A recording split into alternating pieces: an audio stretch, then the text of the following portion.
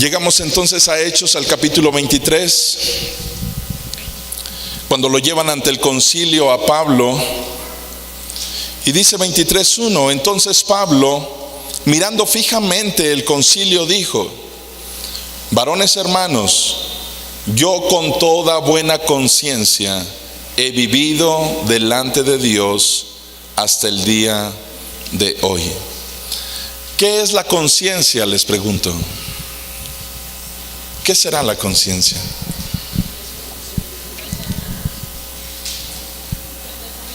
Tiene que ver con el pensamiento, el entendimiento, el pensamiento. Al final de cuentas es algo que no se ve. Pero ¿quién tiene conciencia de eso? La conciencia. No supe hacer la pregunta, ¿va? Pero ¿quién es el que puede ver eso, percibirlo, sentirlo? Uno, Dios, y uno mismo también. Cuando Pablo dice que él con limpia conciencia le ha servido a Dios, le está diciendo a este concilio que no solamente ellos pueden ver sus obras, sino que también él sabe que en sus pensamientos le ha sido fiel a Dios, que él en sus pensamientos está tranquilo con Dios, porque sabe que lo ama y que nunca ha hecho nada. Tal vez mucha gente no podría querer al apóstol Pablo, porque a lo mejor pensaban que en algún momento dijo algo para herir o para causar algún daño, pero Pablo estaba completamente tranquilo en su conciencia. Él sabía que con integridad, con limpieza había hecho todo, y él no tenía algo de qué sentirse mal. Cuando Pablo les dice al concilio: varones hermanos, yo con toda buena conciencia he vivido delante de Dios hasta el día de hoy, no le está diciendo que ha vivido con limpia conciencia delante de la gente. Vean la declaración que Pablo hace. ¿Es delante de quién?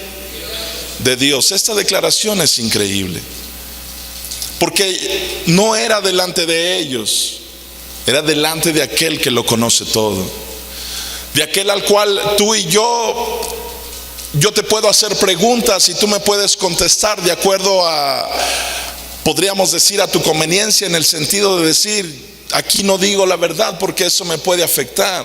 Pero cuando tú dices: yo estoy limpio de conciencia delante de Dios, cuando sabes que Dios lo conoce todo y lo sabe todo, es una declaración fuerte, porque ahí no hay nada que esconder delante de Dios.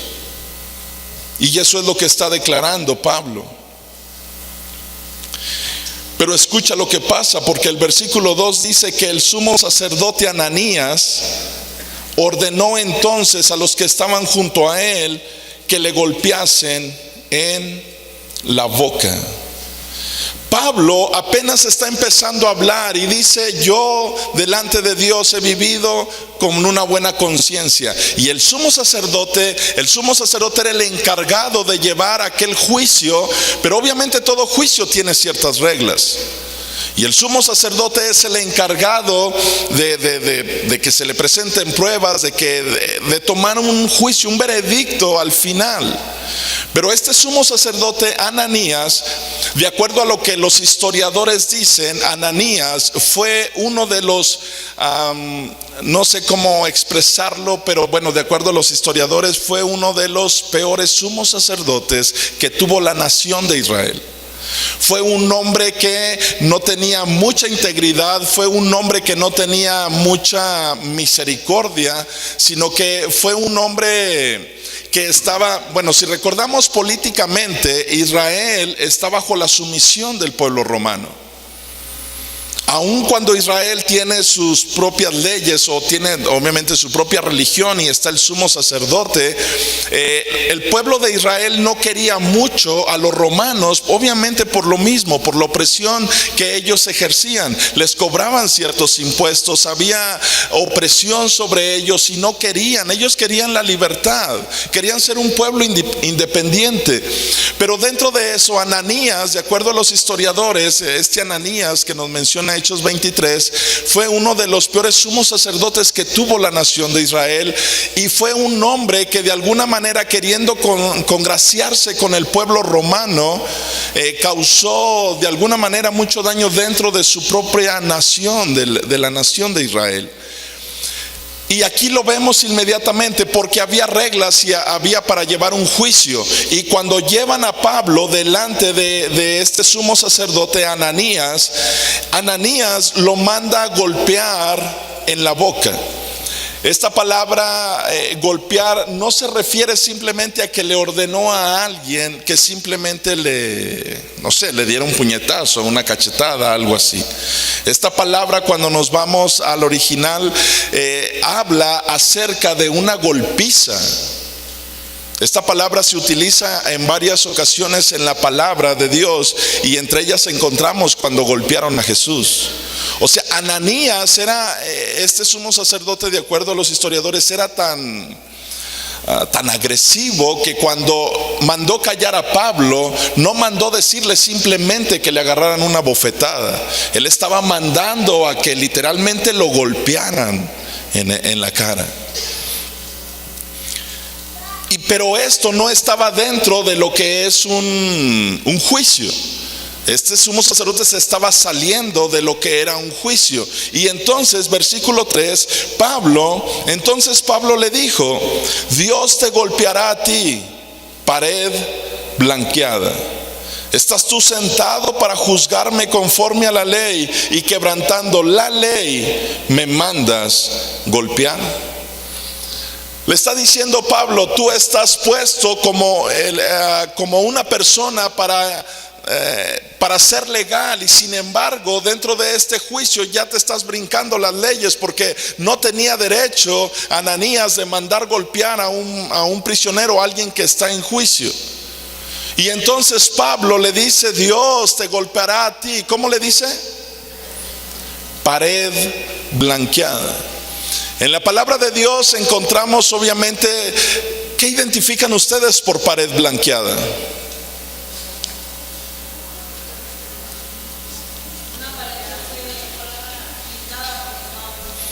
Una pared, por ejemplo, que fue pintada porque estaba sucia. Lo que estaba haciendo mención Pablo era a varias cosas.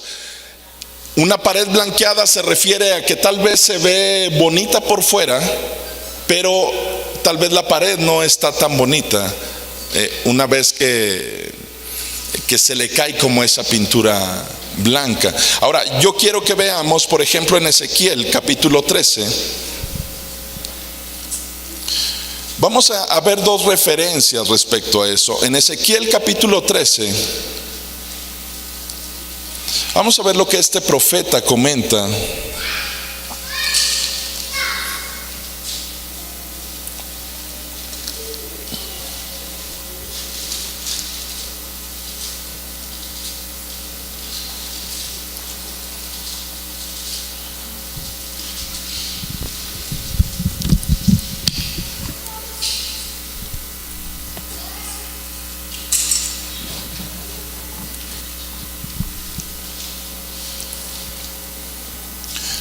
Ezequiel 13:9.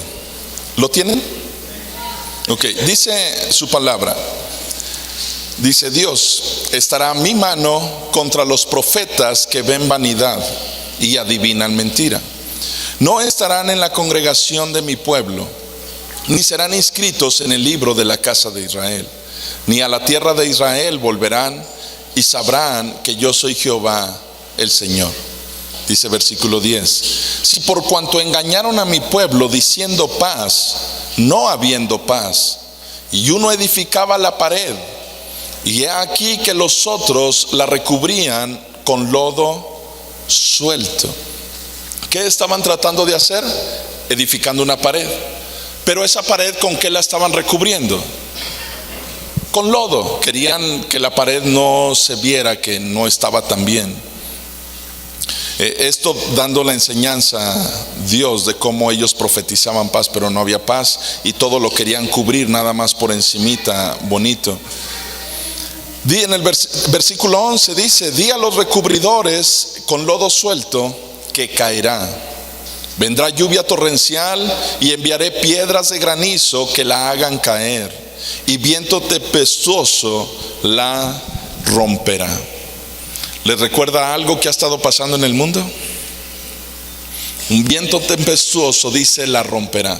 Y aquí, cuando la pared haya caído, no os dirán: ¿dónde está la embarradura con que la recubriste? Por tanto, así ha dicho Jehová el Señor: haré que la rompa viento tempestuoso con mi ira, y lluvia torrencial vendrá con mi furor, y piedras de granizo con enojo para consumir. Así desbarataré la pared que vosotros recubristeis con lodo suelto, y la echaré a tierra, y será descubierto su cimiento, y caerá, y seréis consumidos en medio de ella, y sabrás que yo soy Jehová.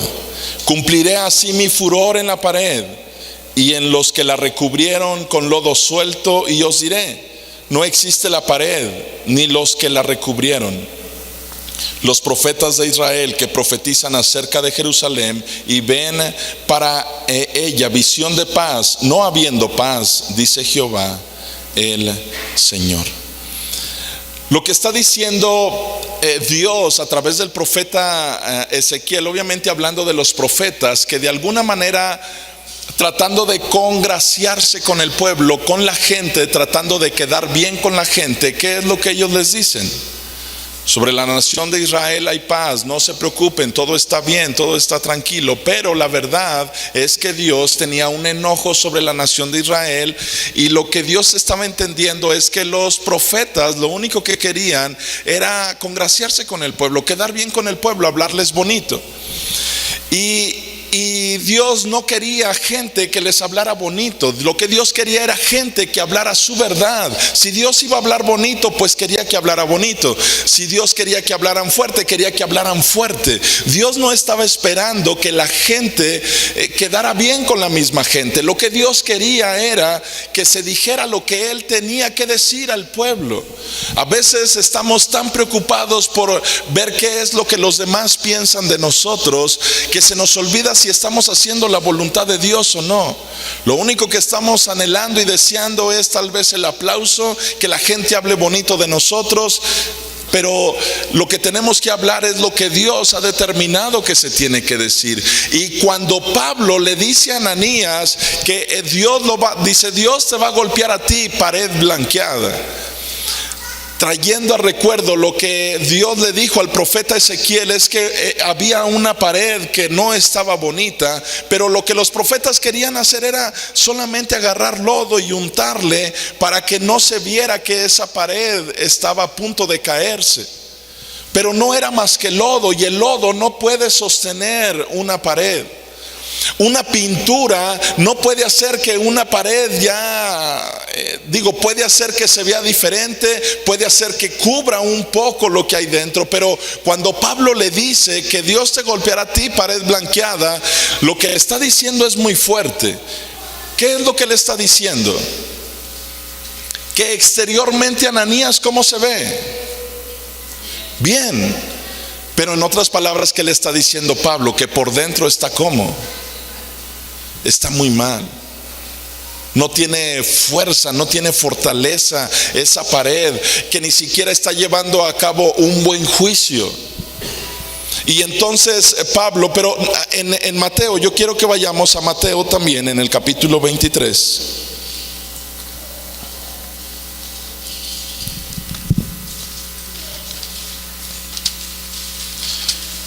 Esta parte es una de las partes más fuertes de lo que habla la Escritura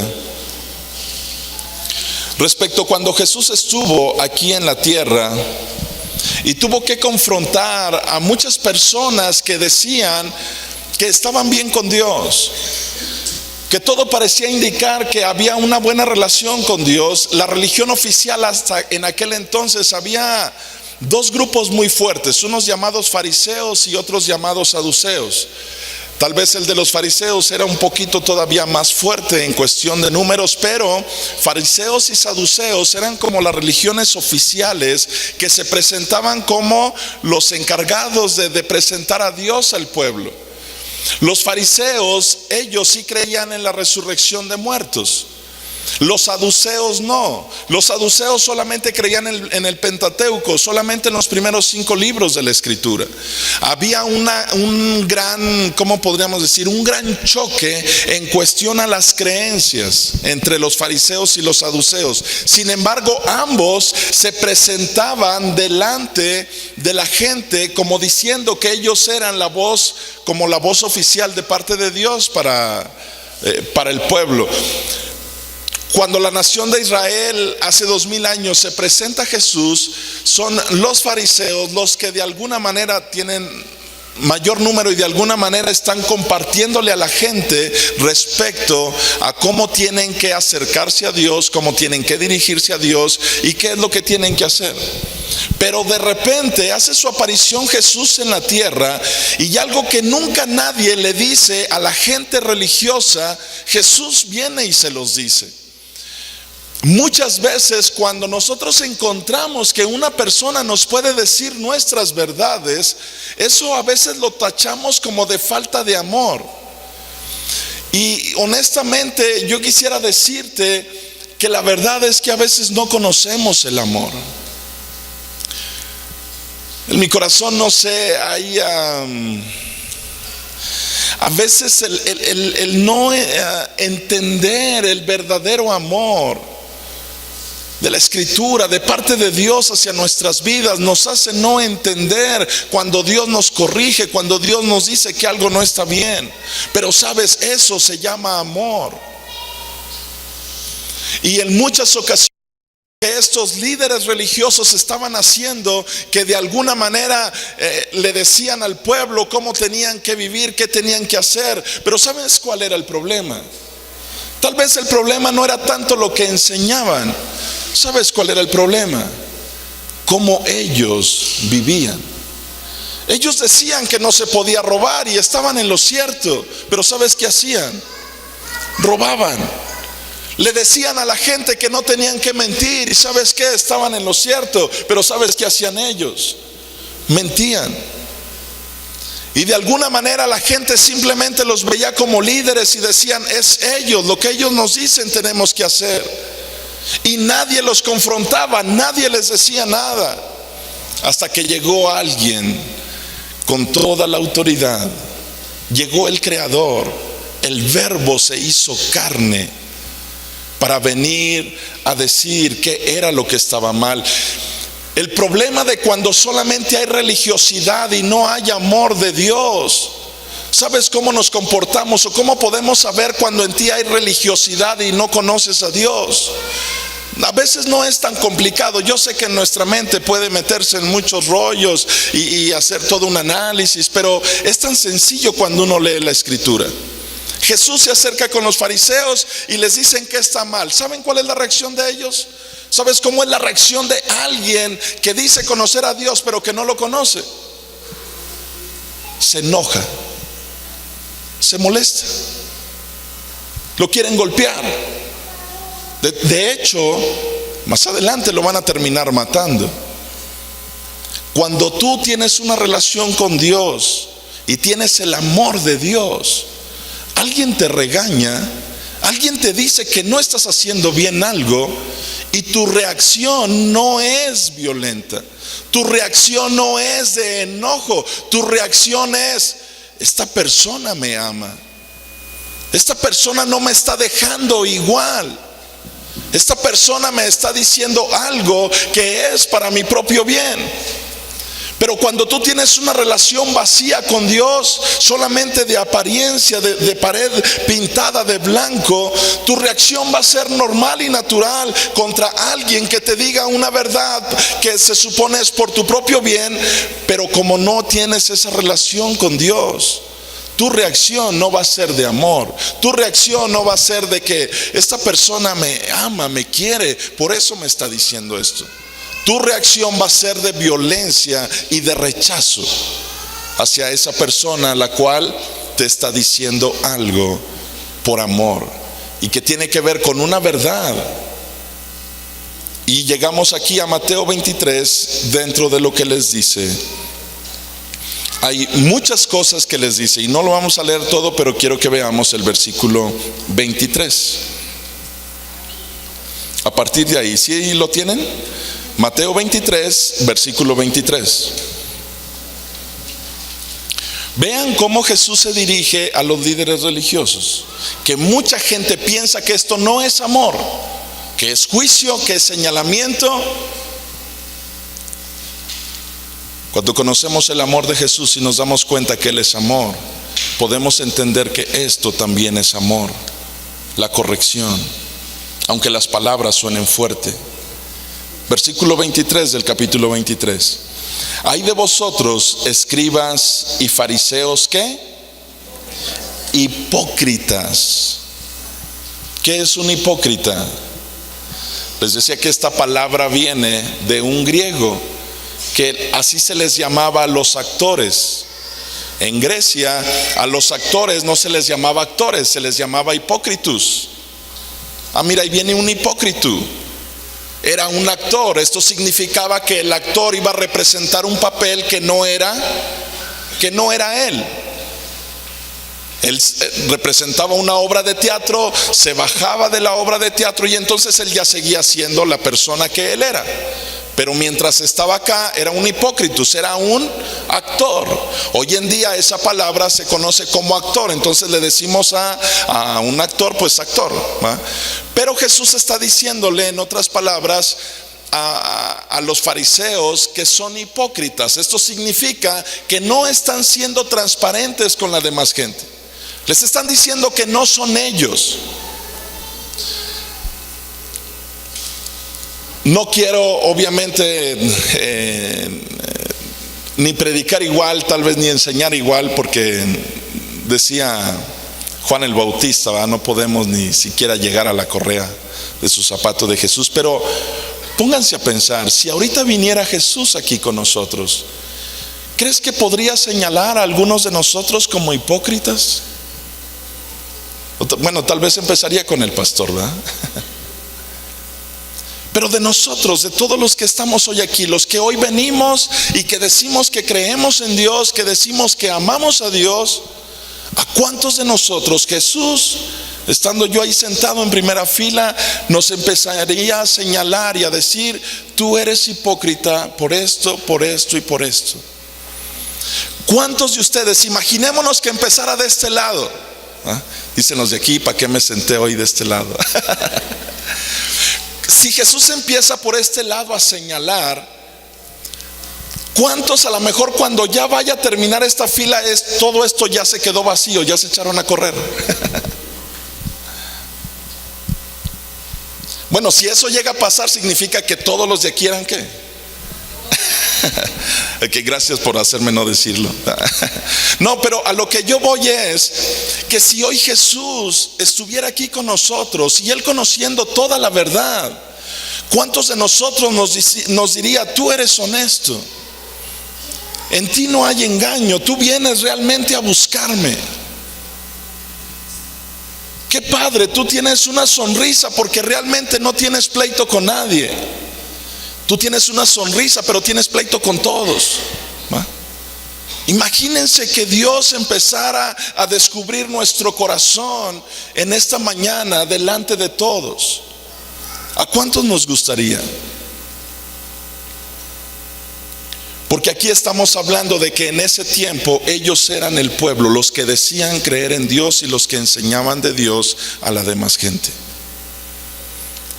¿Cuántos de nosotros hoy Jesús podría venir a decirnos: la verdad tú ni quieres estar, pero estás porque para aparentar?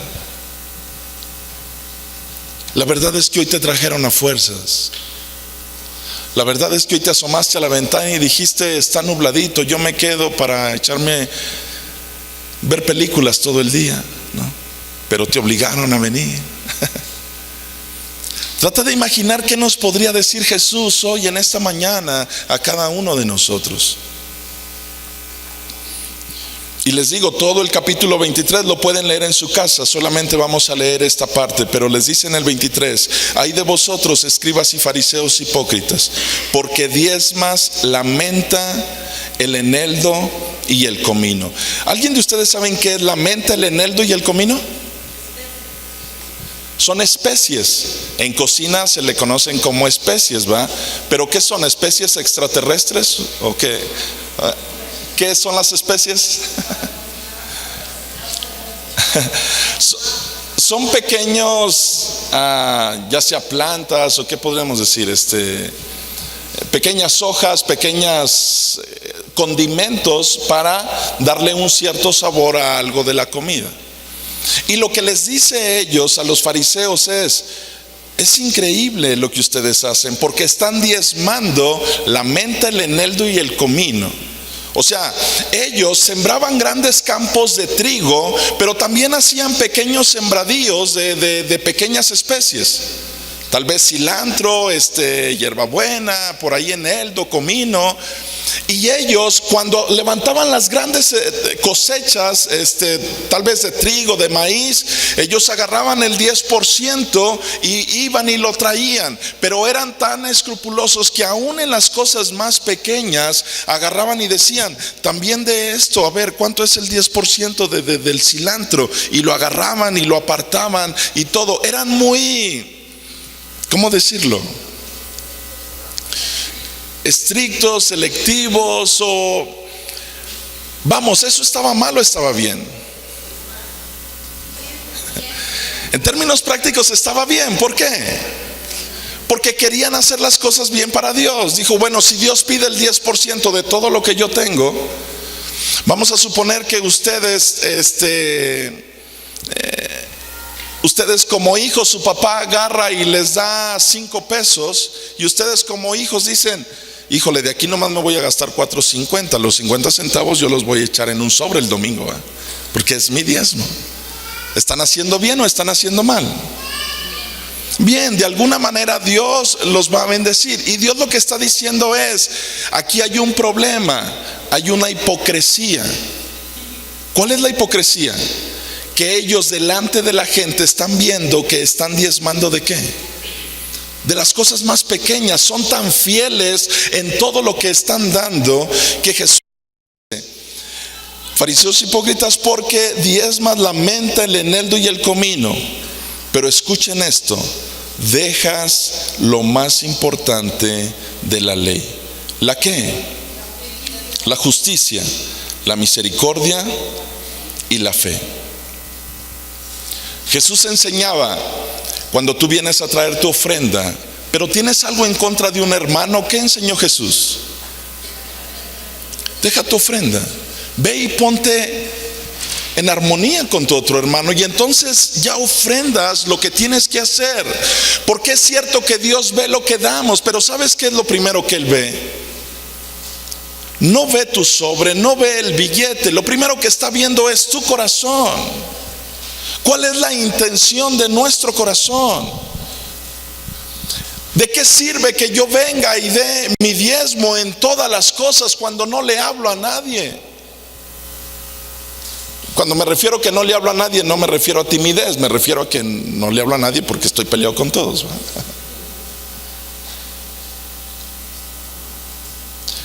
Lo que Jesús está enseñando es lo verdaderamente importante delante de los ojos de Dios. Vean lo que dice Jesús, les termina de decir que ellos habían dejado la justicia, la misericordia y la fe. Dice: esto era necesario hacer. ¿Qué era necesario hacer? La justicia, la misericordia y obviamente aplicar la fe. Pero luego les dice: esto era necesario hacer sin dejar de hacer aquello. ¿Sin dejar de hacer qué? Sin dejar de diezmar. Jesús les está diciendo: muy bien, ustedes están haciendo todo bien. Desde lo más grande hasta lo más pequeño, los detallitos más pequeños están diezmando. El único problema es que ustedes se olvidaron de lo más importante. Qué triste es que nosotros como cristianos estemos aquí y nos estemos señalando unos a otros de en qué está mal, en qué está bien y todo esto, y nos hemos olvidado de la misericordia y del amor de Jesús hacia nuestras vidas. Y entonces estamos haciendo algo bien, pero Jesús dice: no se te puede olvidar la justicia, la misericordia y la fe. Versículo 24, vean, esto es increíble. Guías ciegos, que coláis qué, y tragan qué, el camello. Miren, seguramente alguna vez ustedes en su comida sin darse cuenta se han llegado a comer moscas o mosquitos, ¿o creen que no? Alguna vez creyendo que era una pasa, era una mosca en su pan. Dijeron, esta pasa estaba bien jugosa, ¿no? ¿Sí? Decía, parecía pingüino, le salió blanquito así de adentro.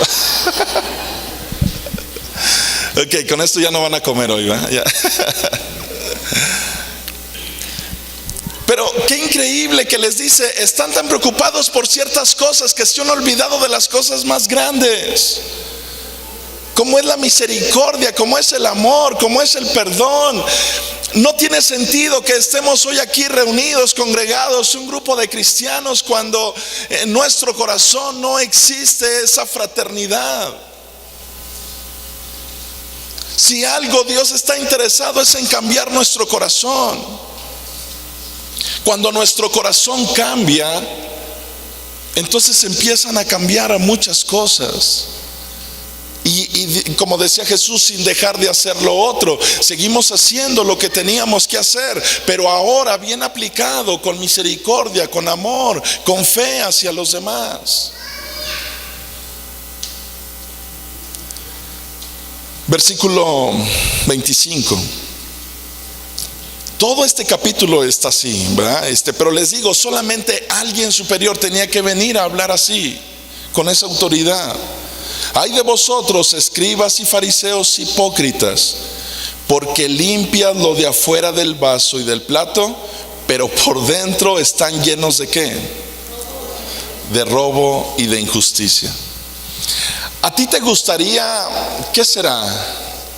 Imagínate que te sirven en un vasito arroz con leche, ¿no? Pero pues resulta que nada más aquí tenemos un solo vaso. Vamos a suponer que es de barro el vaso.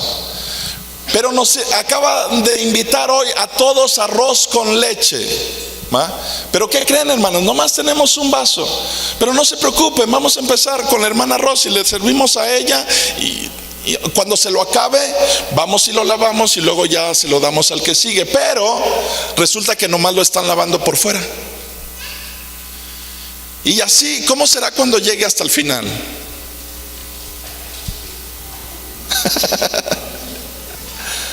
Tal vez en los últimos ya ni le tengan que echar más arroz, ya va a estar lleno, ¿no? de cada pedacito que queda de cada quien. Pero lo que Jesús les está diciendo es, están tan preocupados por limpiarlo de afuera, por ver cómo se van a ver.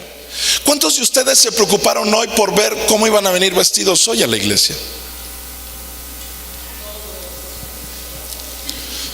Pero tal vez cuántos de ustedes a lo mejor traen los calcetines rotos. Acabo que ahí no se ve, pues está el zapato. Yo hoy si no me puse los rotos, no estén esperando que me quite el zapato, pero ¿saben? Estamos bien preocupados todos nosotros por nuestro exterior, ¿o no? Por ver cómo me van a ver los demás, por ver si hoy me van a decir muy bien, hermano, hoy alabaste muy bien, o hoy adoraste muy bien, lo que se vio por afuera. Pero ¿cuántos nos levantamos hoy en la mañana preocupados por lo que hay en nuestro corazón?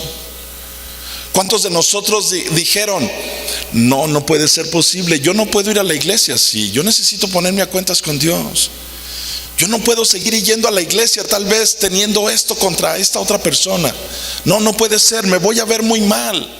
Y tal vez te digan, pero ver mal, ¿delante de quién si nadie sabe eso? Porque estamos preocupados ¿por quién? Por la gente. Cuando tú te preocupas de esas cosas internas que nadie más ve, estás en lo correcto porque estás preocupado por lo que Dios piensa. Porque si ahorita tú mueres o yo muero, no vamos a ser juzgados por nuestro exterior. Va a ser por lo que hay en nuestro corazón y conforme a nuestro corazón qué hicimos y cómo vivimos. Y Jesús les dijo a esta gente religiosa, y aquí es donde nos empezamos a dar cuenta cuando nos convertimos en religiosos, cuando yo estoy preocupado y apurado por ver qué opinan ustedes del pastor, sin preocuparme cómo estoy en mi interior. Cuando nosotros nos preocupamos por eso, estamos perdiendo. Tal vez suene muy feo, pero en otras palabras, Jesús nos está diciendo que ni siquiera somos cristianos. Porque esto no se trata de aparentar. No se trata que delante de mis amigos ni siquiera les menciono a Jesús porque me van a dejar de hablar. En la iglesia sí, porque todos hablan de Jesús, ¿no? Sean honestos, pero ¿cuántos de ustedes han tenido pláticas en esta última semana con algún amigo de ir al partido de la selección? Voy a decir como Jesús, hipócritas. ¿Cuántos no hemos? ¿Por qué hablamos de eso?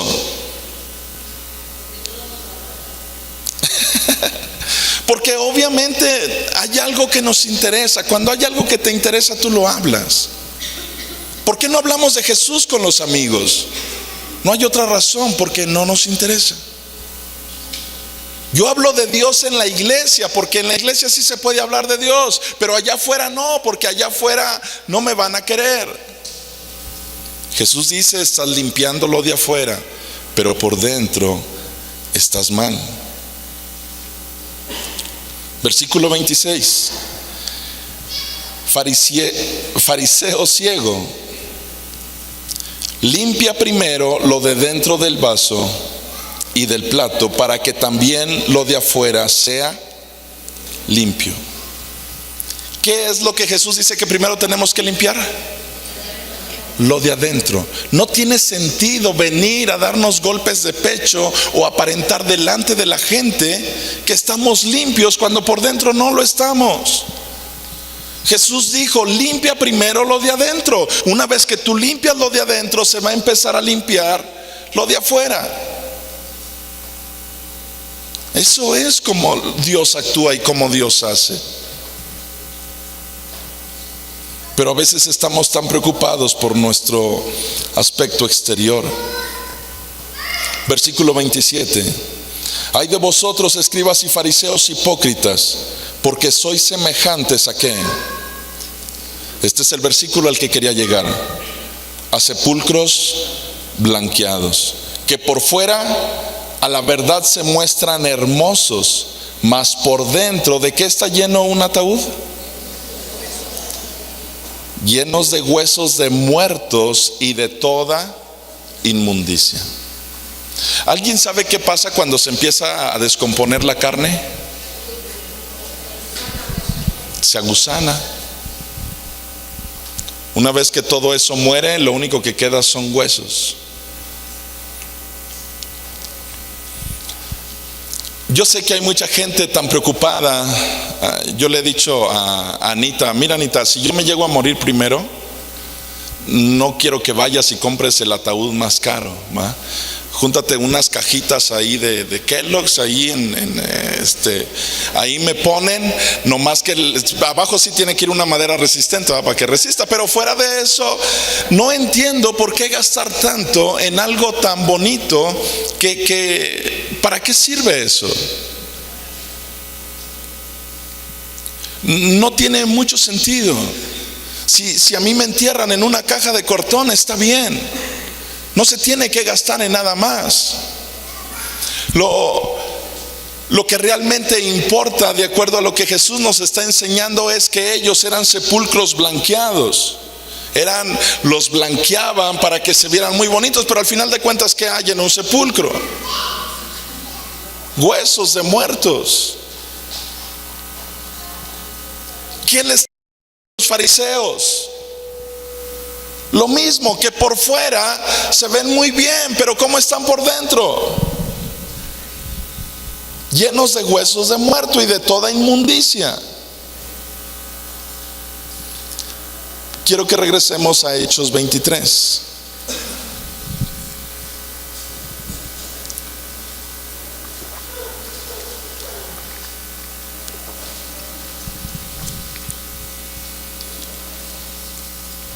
Versículo 3. Entonces Pablo le dijo: Dios te golpeará a ti, pared blanqueada. ¿De qué le está haciendo mención Pablo a este hombre que se ha puesto en un lugar, en un trono para enjuiciar algo, y está saltándose todas las reglas posibles, mandándolo golpear? Le está diciendo que tiene una apariencia de que alguien es como si fuera alguien justo. Alguien te puede poner a ti en un lugar y tú puedes presumirle a todo mundo que tienes un puesto, y tal vez ese puesto es de una persona muy justa, pero el hecho de que estés en ese puesto no te hace justo. ¿Sí me explico? ¿Qué es lo que te hace justo? Lo que hay dentro de ti, no el lugar, no la apariencia. Un día Jesús lo crucifican, es enterrado, se levanta al tercer día y tiene un encuentro con uno de los hombres más cercanos a él que lo había negado, Pedro. Y se acerca con Pedro y le pregunta: Pedro, ¿me amas? ¿Qué contestamos ante esa pregunta? ¿Sabes qué le hubiera contestado yo? Señor, ¿por qué me preguntas que si te amo, si soy pastor? Señor, ¿por qué me preguntas si te amo, si fui misionero? Señor, ¿por qué me preguntas que si te amo? Señor, te he compuesto varias cosas. Jesús no te está preguntando qué haces o qué no haces. ¿Sabes a dónde se está dirigiendo Él? Al corazón. ¿Me amas? No podemos contestarle: Señor, si yo voy el domingo a la iglesia. Si Dios, ¿y? Otra vez te pregunto: ¿me amas? Señor, si yo estoy en panderos, ¿me amas? Señor, estoy en la alabanza, no me has escuchado, ¿me amas? Señor, soy pastor, no me estás escuchando, ¿me amas? Señor, si yo soy ujier, recibo en la puerta a todos, ¿me amas? El verdadero amor nace de aquí adentro, porque muchas de las cosas que hacemos, ¿sabes por qué las hacemos? Por apariencia, porque los demás hablen bien de nosotros, pero el que conoce la verdadera intención del corazón es Dios.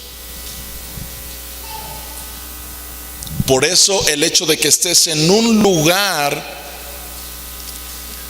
que parece ser de justicia y en el cual a ti te han encargado que repartas justicia, el hecho de que estés en ese lugar no te hace justo. Lo que te hace justo es, al final de cuentas, lo que tú haces, lo que sale de tu corazón. Y este hombre, Ananías, estaba en un lugar de justicia, y sin embargo apenas escucha hablar a Pablo y dice: golpéenlo, no lo quiero escuchar más. Y Pablo le dice: Dios te golpeará a ti, pared blanqueada. ¿Estás tú sentado para juzgarme conforme a la ley, y quebrantando la ley me mandas golpear? ¿Lo que hizo Pablo es correcto o es incorrecto?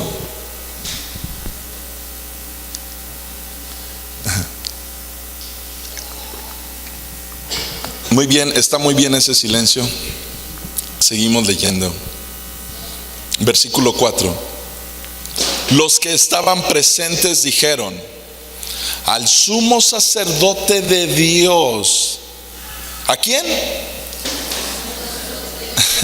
Al sumo sacerdote de Dios, ¿injuráis?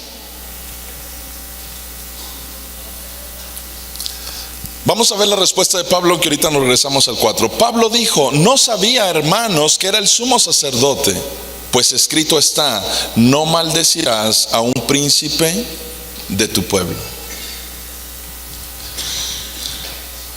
Hay muchas, aquí podríamos ver, no sé, versiones. Hay un pasaje en la escritura que Pablo, escribiendo, dice: mirad con cuán grandes letras les escribo. O hay un pasaje donde dice que Pablo le fue en su carne enterrado un aguijón para que no se, digamos, que no se crea demasiado. Varios de los teólogos creen que ese aguijón era problemas de la vista de Pablo. De acuerdo a esos pasajes, creen que tal vez Pablo no veía bien.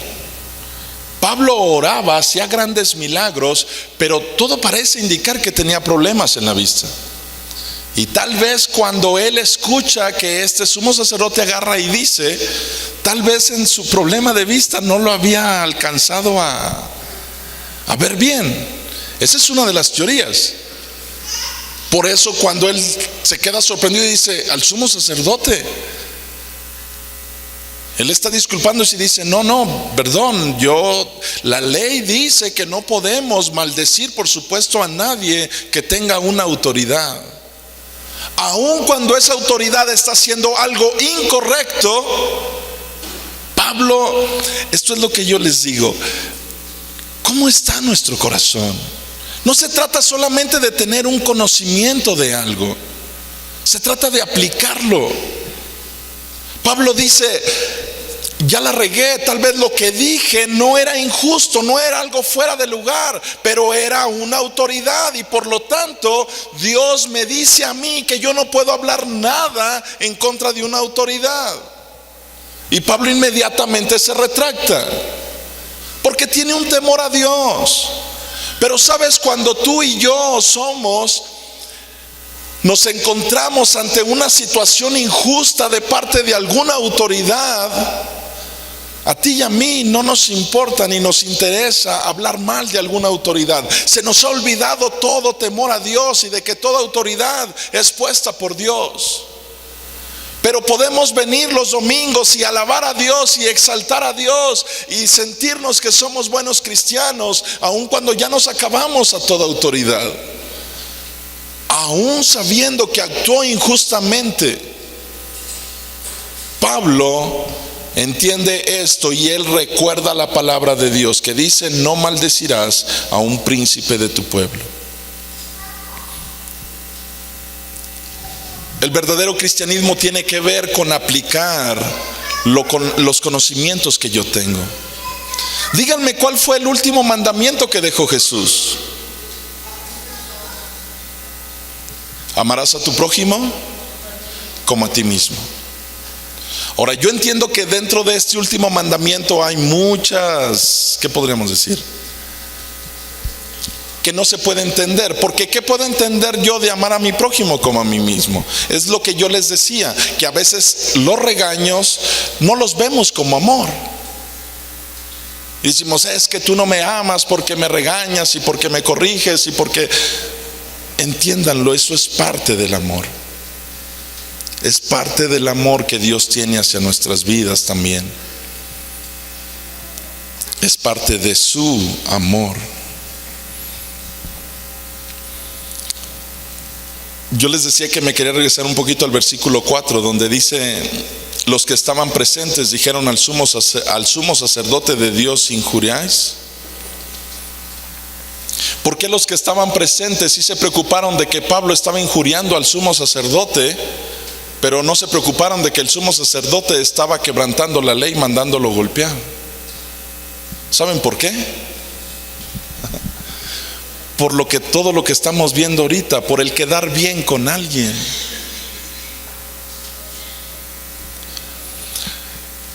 Imaginémonos que ahorita entrara el gobernador por esa puerta y se sienta aquí y Dios me dice, no estoy diciendo que tiene algo malo en nada, de hecho no lo conocemos, ¿va? Pero supongamos que Dios agarra y me dice que hable de algún tema en el cual él tiene problemas.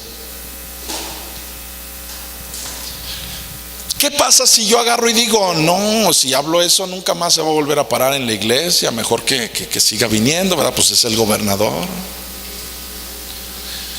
A veces cuando hacemos eso no entendemos que nosotros estamos al servicio de Dios, no al servicio de la gente.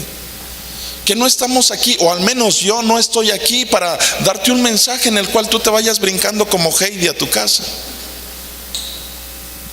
Si es así, qué padre, pero si no, si hay algo que te molestó, no te enojes conmigo porque yo nomás estoy leyendo la palabra. Sé que es un sueño guajiro, Tomás, te vas a enojar conmigo, pero bueno. Al final de cuentas, lo único que tratamos de hacer es de predicar la palabra y que la palabra nos cambie y nos transforme, pero de adentro hacia afuera, no de afuera, y ahí se queda todo el asunto. Dios está esperando cambiar nuestro corazón.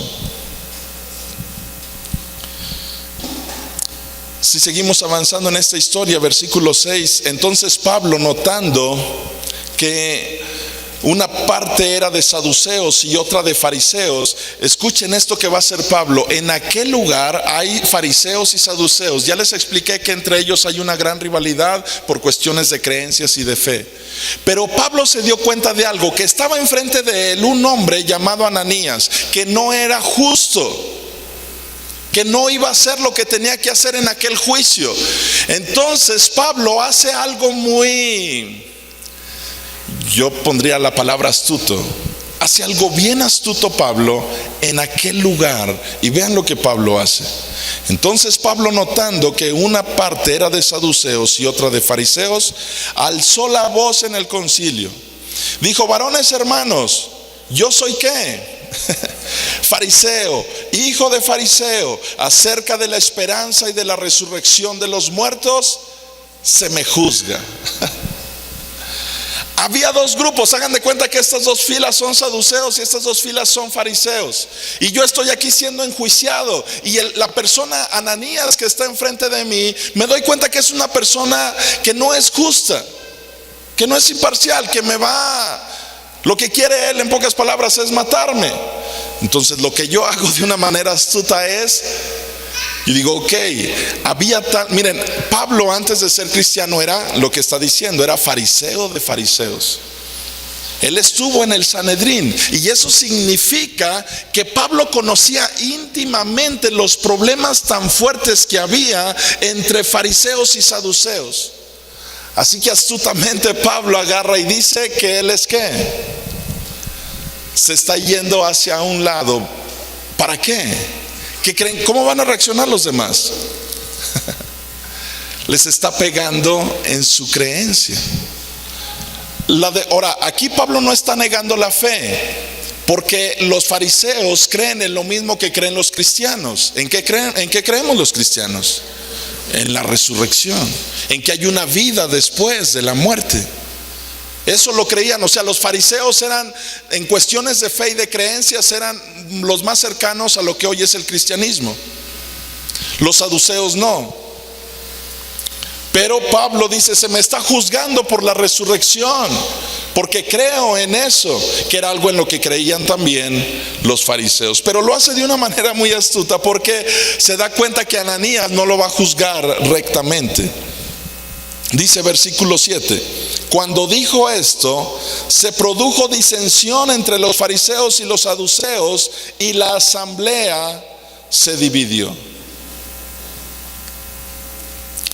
Porque los saduceos dicen que no hay resurrección, ni ángel, ni espíritu. Pero los fariseos afirman estas cosas. Y hubo un gran vocerío, y levantándose los escribas de la parte de los fariseos, contendían diciendo, vean ahora lo que está diciendo parte de ese concilio: ningún mal hallamos en este hombre. ¿Qué están determinando? Que en Pablo no encuentra ningún mal. ¿Por qué no encuentra ningún mal? Porque acaba de decirles que cree lo mismo que ellos creen. Entonces dice: no, pues estamos del lado de Pablo nosotros. Entonces le dicen: ningún mal hallamos en este hombre, que si un espíritu le ha hablado o un ángel, no resistamos a Dios. Y habiendo grande disensión, cuando habla de una grande disensión, habla de una grande disensión. Un gran pleito, había un gran conflicto dentro de aquella asamblea. No era algo menor. Empezaron los gritos, empezaron ahí tal vez a manotear. Dice: habiendo grande disensión, el tribuno, teniendo temor de que Pablo fuese ¿qué? Despedazado por ellos, mandó que bajasen soldados y le arrebatasen del medio de ellos y le llevasen a la fortaleza. A la noche siguiente se le presentó el Señor y le dijo: ten ánimo, Pablo, pues como has testificado de mí en Jerusalén, así es necesario que testifiques también en Roma. Qué increíble. A la noche siguiente se le presentó ¿quién? El Señor. ¿Y qué le dijo? Ten ánimo. ¿Alguna vez has estado triste, deprimido y de repente Dios llega a tu corazón y te dice: ten ánimo? Qué increíble palabra. En medio de gente que lo quiere despedazar, Dios se le aparece y le dice: ten ánimo, Pablo, pues como has testificado de mí en Jerusalén, así es necesario que testifiques también en Roma. ¿Qué le está diciendo Dios? Pablo, yo te avisé que te iban a atar en Jerusalén, pero voy a respetar tu vida. Vas a ir. ¿Por qué seguía Dios respetando la vida de Pablo hasta ese momento? Ahora quería que fuera a testificar de él en Roma. Dios, de verdad, hoy les quiero decir, iglesia, Dios tiene un propósito para ti y para mí. El hecho de que hoy estés sentado, mira, el mensaje el día de hoy nos habló de cierta manera de lo que es una pared blanqueada, un sepulcro blanqueado, de cómo Jesús le habló a los fariseos, y traté de hacerte preguntas respecto a esto, porque es importante que entendamos que no podemos vivir así, nada más con apariencias y con el interior muy mal. Pero sí necesitamos entender que Dios tiene propósitos para ti y para mí, y que el propósito con el cual nos llamó no es para aparentar nada, no es para vivir con hipocresía, es para cumplir los sueños que Él puso en nuestro corazón, en nuestras vidas. Dios tiene un propósito para ti y para mí. Iglesia, no lo echemos a perder. Muchos de ustedes, los que son jóvenes, tal vez están esperando que más adelante les sirvan a Dios, que más adelante se entreguen a Dios, que ahorita mientras sus papás les sirvan está bien, yo estoy chavo. No se trata de eso, se trata de entender quién es Dios y que independientemente de la edad que tengo, yo estoy para servir a Dios. Tal vez está el otro caso donde tienes mucha edad y digas: esto ya del cristianismo es para los jóvenes, no es para mí. No. Si Dios me permite tener 90 años y a los 90 años me dice que me mueva a algún país, a algún lugar, yo quiero hacerlo. No se trata de la edad, se trata de entregar tu corazón a Dios y de servirle a Él. A los 22 años Dios me permitió conocerle. A los 26 estaba en otro estado sirviéndole. No se trata de edad, no se trata de cuánto tiempo tienes no sé. Entendamos que Dios nos llamó con un propósito y necesitamos nosotros dejar de vivir tal vez con doble apariencia. Lo único que necesitamos es amarle y vivir así, con un amor genuino, con un amor que se muestra. Abramos.